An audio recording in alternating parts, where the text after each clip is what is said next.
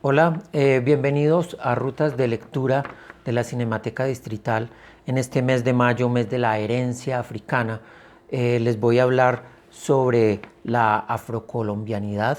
desde el cine, el audiovisual y la investigación sobre el cine y el audiovisual. Aunque en realidad esto de la investigación lo voy a dejar para el final porque realmente hay una gran carencia en este sentido en relación con la cultura afrocolombiana, y por eso es que quisiera hacerles primero un recorrido de esas ausencias, de esos vacíos, de esa historia de invisibilidad y exclusión a la que ha sido sometida las diferentes etnias del país, con toda la diversidad que tiene. Siempre, como lo sabemos, se ha impuesto una cultura blanca o mestiza que quiere ser blanca, para, para cuestiones de poder, de imposición cultural e incluso de protagonismo económico, y una suerte de desprecio para con lo que no funciona con esa línea de hegemonía. Podríamos empezar por justamente ilustrar esta marginalidad, haciendo alusión a una de las primeras películas del cine colombiano, que es Bajo el cielo antioqueño, donde aparece la figura de un niño negro, pero en realidad es un niño blanco pintado de negro, a la usanza de todas estas películas del Hollywood de la época. Y de ahí en adelante se puede hablar de toda una historia de exclusión en el cine colombiano, donde si acaso la cultura o representantes de la cultura afrodescendiente aparecen en unos papeles muy marginales, o incluso estereotipados como sirvientes o mendigos o locos, o cualquiera de estos roles que no tienen nada que ver con la historia central que el cine colombiano, o al menos el poco cine colombiano que se hizo en la época, contó. Habría que esperar para los años 60, cuando, en el contexto de la influencia del neorrealismo italiano, el nuevo cine latinoamericano y ese cine del compromiso, se empezaron a hacer unas películas más conscientes de la realidad y los personajes, de la cultura y de la realidad colombiana. Es así como en una película como Tres cuentos colombianos, que en realidad son tres películas, dos de ellas dirigidas por Luzardo, y una precisamente es La Sarda. En esta película es donde por primera vez aparece una cultura afrodescendiente como protagonista, aunque en realidad parece un poco es la antagonista, porque el protagonismo está centrado en un pescador manco y su hijo, que pescan con dinamita y entra en confrontación con esta comunidad. La primera película que se hizo en Chocó, y casi que la única, aparte de la película que hace poco se hizo de Johnny Hendrix, es Tierra Amarga, de Roberto Ochoa, de 1965, una película que, si bien ocurre en este contexto, pues naturalmente el gran conflicto tiene que ver con un asunto social, no tanto con un asunto de etnia, por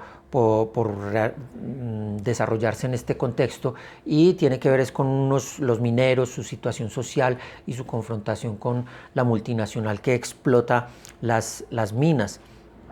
Y así podríamos decir que los años 70, 80 y buena parte de los 90,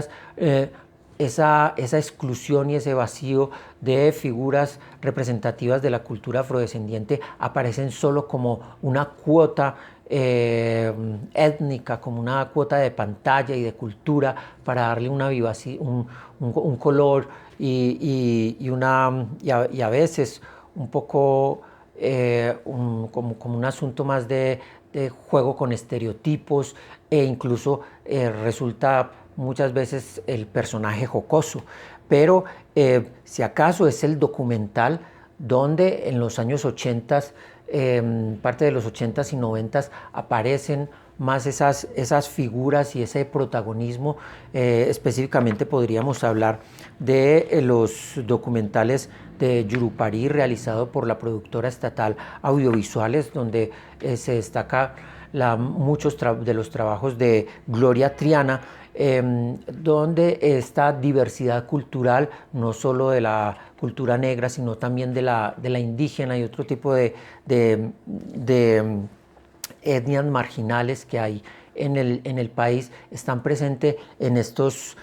documentales que se presentaron en televisión, aunque se hicieron en cine con muy buena calidad.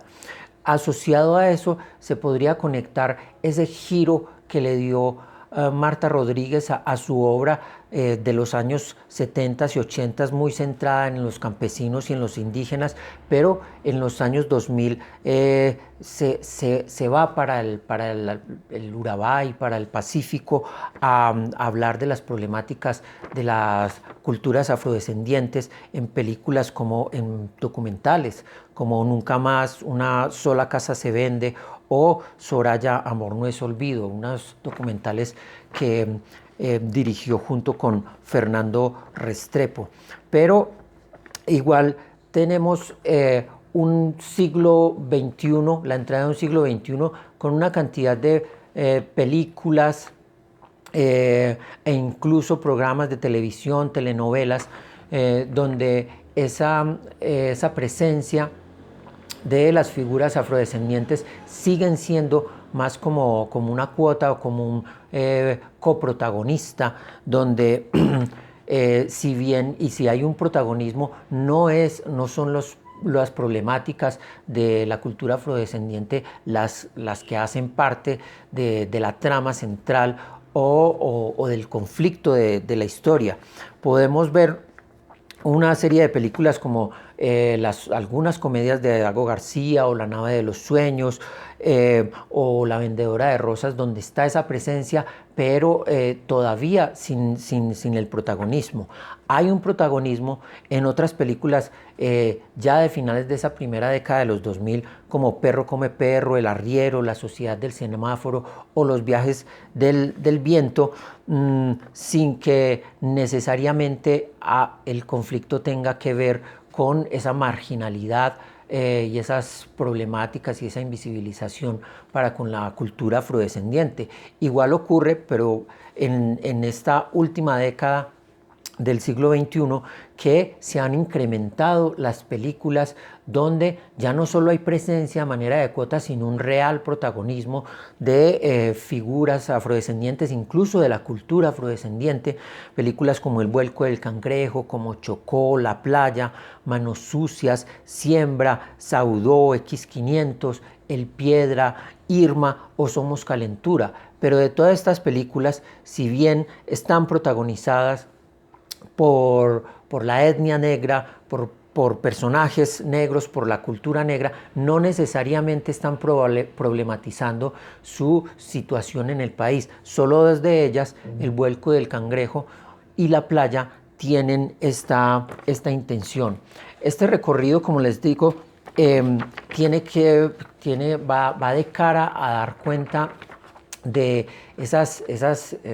vacíos y esas carencias y esa posición secundaria y muy marginal de la presencia y de la cultura afrodescendiente en el cine y en el audiovisual colombiano. Mucho más en el cine, en las películas, largometrajes que se han estrenado en cartelera, que en la televisión, que podríamos decir que desde los años 80 y sobre todo en la última década y especialmente en los canales regionales o en el canal estatal como Señal Colombia,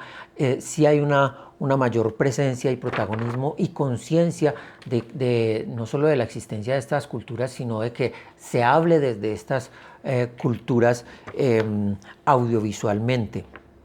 Quiero entonces finalmente hacerles una reseña de los pocos textos que identifiqué, porque justamente si ha habido muy poca presencia en el cine, pues por supuesto la investigación que siempre va a la saga también ha tenido muy poco material con que reflexionar, aunque ya existen unas primeras reflexiones, una primera que justamente la escribí yo hace una década, pero ya en un contexto mucho más amplio de la raza del cine colombiano. Hago este recorrido que les acabo de mencionar. Ese sería un primer texto de referencia. Hay otro que está más centrado en la televisión, de Durbio Arboleda, que se llama Los Negros y la Revolución Colombiana, hablando como locos, un artículo que aparece en el libro Debates sobre conflictos raciales y construcciones afrolibertarias. Hay un artículo más donde habla de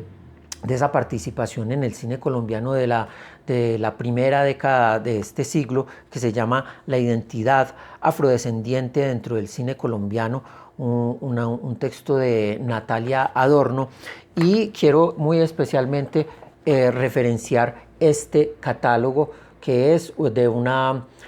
muestra de cine afro que hizo la Cinemateca Distrital en el 2017,